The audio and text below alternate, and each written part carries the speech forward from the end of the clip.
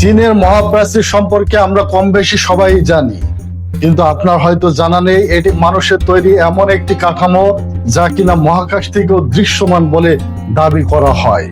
কিন্তু এর থেকেও ভয়ঙ্কর সত্যটি হলো এটি কেবল একটি প্রাচীরই নয়, এটি হলো পৃথিবীর দীর্ঘতম সমাধি ক্ষেত্র। হ্যাঁ, আপনি ঠিকই শুনেছেন। এই পাথুরে দেয়ালের নিচে চাপা পড়ে আছে প্রায় 10 লাখ মানুষের কঙ্কাল। কেন একটি দেশকে রক্ষা করতে গিয়ে নিজের দেশেরই লাখ লাখ মানুষের জীবন এভাবে কেড়ে নেওয়া হলো? কি এমন ভয়ানক রহস্য লুকিয়ে আছে এই 21,000 কিলোমিটার দীর্ঘ প্রাচীরের প্রতিটি ইটের নিচে? আগামী 10 মিনিটে আমরা উন্মোচন করব চীনের মহাপ্রাচীরের এমন কিছু অন্ধকার ও হাড় হিম করা সত্য যা ইতিহাস বইতেও সহজে লেখা হয় না। চোখ রাখুন শেষ পর্যন্ত, কারণ আজ ইতিহাস কথা বলবে রক্তের ভাষায়। তো চলুন আর দেরি না করে অজানা জগৎ 2M এর সাথে হারিয়ে যাই আরো একটি নতুন রোমাঞ্চকর ও রক্তহীন করা ইতিহাসে। আমাদের মনে প্রশ্ন আসতেই পারে, এত বিশাল প্রাচীর তৈরি করতে হয়েছিল কেন? এর উত্তর লুকিয়ে আছে চীনের উত্তর সীমান্তের ওপারে। খ্রিস্টপূর্ব 3য় শতকে চীনের উত্তরে বাস করত অত্যন্ত বর্বর, যাযাবর ও যুদ্ধবাজ কিছু উপজাতি, যাদের মধ্যে প্রধান ছিল ঝিয়াংনু নামের একটি উপজাতির দল। এরা ঘোড়ায় চড়ে এসে চীনের গ্রামগুলোতে হঠাৎ আক্রমণ করে বসতো, ঘরবাড়ি সব জ্বালিয়ে দিত, ফসল লুট করত এবং নারীদেরকে বন্দী করে নিয়ে যেত। কোনোভাবেই তাদেরকে প্রতিহত করা সম্ভব হতো না। চীনের প্রথম সম্রাট কিং শি হুয়াং বুঝতে পেরেছিলেন এই বর্বরদের আটকাতে না পারলে চীন কখনো শান্তিতে ঘুমাতে পারবে না।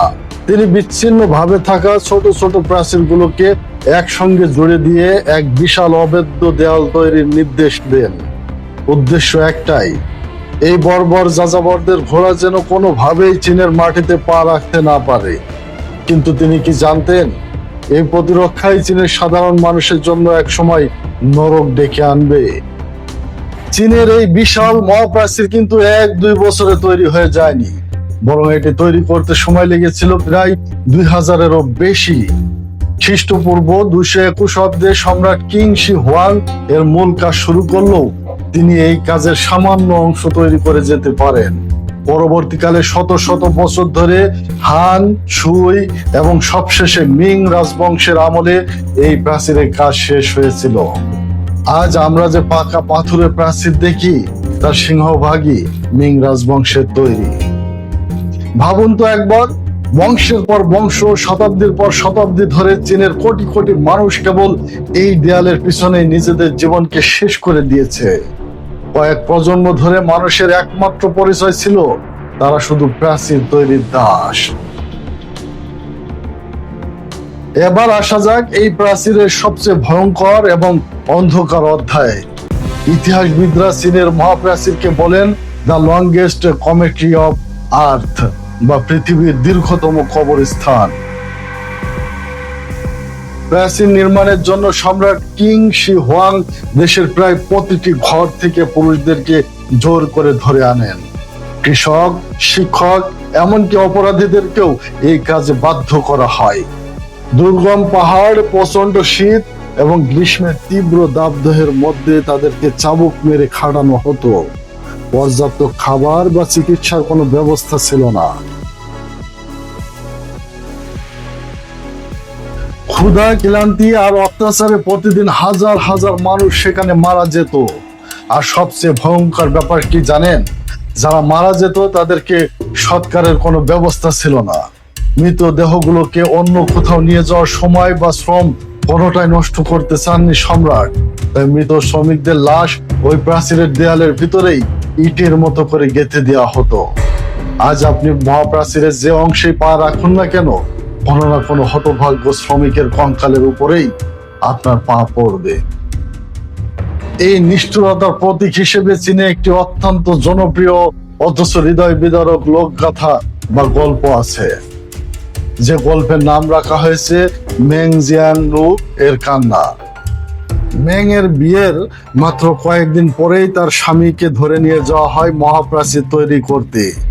শীতকাল এলে স্বামীর জন্য শীতের পোশাক নিয়ে মেং হাজার হাজার মাইল হেঁটে প্রাচীরে পৌঁছান, কিন্তু সেখানে গিয়ে তিনি জানতে পারেন তার স্বামী অতিরিক্ত খাটুনিতে মারা গেছেন এবং তার লাশ প্রাচীরের ভিতরেই পুঁতে দেওয়া হয়েছে। এই চরম শোকে মেং মহাপ্রাচীরের সামনে বসে এত জোরে এবং দীর্ঘ সময় ধরে কেঁদেছিলেন যে চীনা লোকগাথা অনুযায়ী তার কান্নার আওয়াজে এবং চোখের জলে মহাপ্রাচীরের একটি বিশাল অংশ ভেঙে পড়ে। আর সেই ভেঙে পড়া অংশের ভেতর থেকে বেরিয়ে আসে তার স্বামীর হাড়গোড় সহ হাজার হাজার মানুষের কঙ্কাল। আর এই গল্পটি কেবল একটি রূপকথা নয়, এটি ছিল তৎকালীন চীনের সাধারণ মানুষের কান্নার বাস্তব প্রতিফলন। বর্তমানে পর্যটকদের জন্য এই প্রাচীরের কিছু নির্দিষ্ট অংশ রাতে বন্ধ করে দেওয়া হয়, কিন্তু যারা এই প্রাচীরে পাহারা দেন বা এর আশেপাশে বাস করেন তাদের অভিজ্ঞতা খুবই ভয়ানক। অনেক প্রহরী দাবি করেছেন রাতের অন্ধকারে হাড় কাঁপানো ঠান্ডার মধ্যে প্রাচীন চীনা সৈন্যদের মার্চ করার শব্দ শোনা যায়। ভারী বুটের আওয়াজ, অস্ত্রের ঝনঝনানি আর চীনা ভাষার ফিসফিসানি ভেসে আসে শূন্য থেকে। শুধু তাই নয়, আধুনিক ক্যামেরাতেও অনেক সময় প্রাচীরের ওয়াচ টাওয়ার গুলোতে রহস্যময় মূর্তি বা শ্যাডো ফিগার অবয়ববন্দী হয়েছে, যা বিজ্ঞান আজও ব্যাখ্যা করতে পারেনি। কালের বিবর্তনে সেই বর্বর উপজাতিদের আক্রমণ থেমে গেছে, রাজবংশগুলো ধুলায় মিশে গেছে, কিন্তু প্রাচীন পাহাড়ের বুক চিরে আজও দাঁড়িয়ে আছে এই ২১,১৯৬ কিলোমিটার দীর্ঘ প্রাচীনটি। প্রতি বছর কোটি কোটি পর্যটক এই প্রাচীরের সৌন্দর্য দেখতে আসেন, ছবি তোলেন, কিন্তু তারা কি কখনো অনুভব করতে পারেন তাদের পায়ের নিচের এই প্রাচীন পাথরগুলোর নিচে লুকিয়ে থাকা লাখ লাখ আত্মার আর্তনাদ?